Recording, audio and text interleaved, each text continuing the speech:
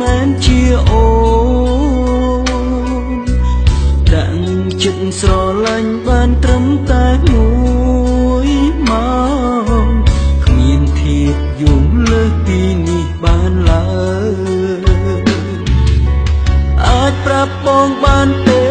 មានថ្នាំអីលេបហើយបាត់នឹកអូនលេបហើយលែងចាំចងយើងធ្លាប់សង្សារគ្នាមិនមែនខ្ទប់ត្រឈៀងបងក៏ដឹងថាអូនក៏វេទនាធ្វើមិនដេចនាងជាកម្មពីឲ្យយើងឈឺចាប់អាចប្រាប់បងបានទេមានថ្នាំអីលេបហើយបាត់នឹកអូនសូមជួយរកឲ្យផងឲ្យបងបានស្រឡាញ់បើរកមិនបានទេបងនឹងនឹករហូតដល់ថ្ងៃស្លាប់បងក៏ពិបាករស់ណាស់បើឲ្យគ្នា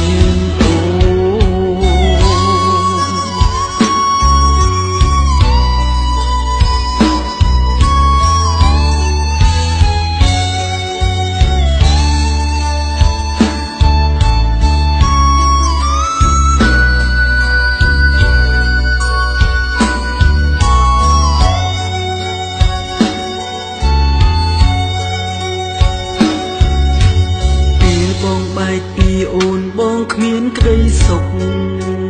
ទេកាយបងនៅក្បែរគេតែចិត្តក្បែរស្ងួនក្បែរគេយូរទៅរឹតឲ្យបងនឹកអូនមិនអាចលុបរឿងកន្លងបានដោយមានមនុស្សដូចគ្នាសងជំនួសអូនមិនផលតែម្យ៉ាងព្រោះគេមិនមែនជាអូនដាក់ចិត្តស្រឡាញ់បានត្រឹមតែមួយម៉ោងគ្មានធៀបយំលើសពីនេះបានឡើយអាចប្រាប់បងបានទេមានថ្នាំអីលេបហើយបាត់នឹកអូនលេបហើយលែងចាំចងយើងធ្លាប់សង្សារគ្នាមិនមែនខ្ទប់ត្រឈៀងបងក៏ដឹងថាអូនក៏វេទនាធ្វើមិនដេចនាងជាកម្មពីឲ្យយើងឈឺចាប់អាចប្រាប់បងបានទេមានថ្នាំអីលេបហើយបាត់នឹកអូនសូមជួយរកឲ្យផងឲ្យបងបានស្រឡាញ់